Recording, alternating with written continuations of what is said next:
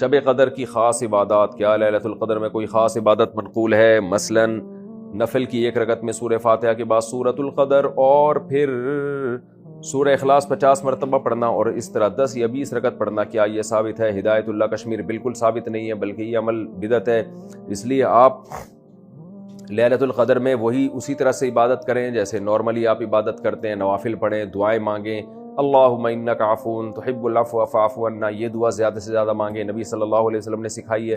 تو یہ اسی طرح بس دعا، تلاوت، ذکر، استغفار، تسبیحات جیسے نارمل عبادت کا طریقہ ہے، لیلۃ القدر میں بھی اسی طرح عبادت کرنی چاہیے۔ شب قدر میں عبادت 83 سال کے برابر ہے۔ آج کل یہ ایسا میں چل رہا ہے کہ جو کوئی شب قدر میں صدقہ یا نفل یا 3 مرتبہ سورہ اخلاص پڑھے گا تو اسے 83 سال کی عبادت کا ثواب ملے گا۔ اس کی کیا حقیقت ہے؟ زوجہ منصور کرک سے ایسا کچھ بھی نہیں ہے، ایسا کوئی حدیث سے ثابت نہیں ہے۔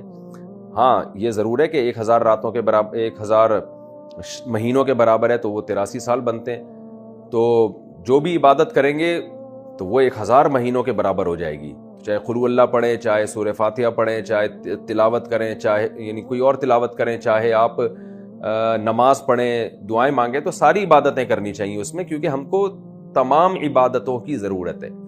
ہمیں نماز کی بھی ضرورت ہے، ہمیں دعاؤں کی بھی ضرورت ہے، ہمیں تلاوت کی بھی ضرورت ہے، ہمیں صدقات و خیرات کی بھی ضرورت ہے، اور ہمیں توبہ استغفار کی بھی ضرورت ہے۔ تو عبادت کی جتنی قسمیں لیلۃ القدر میں سب کی کوشش کرنی چاہیے۔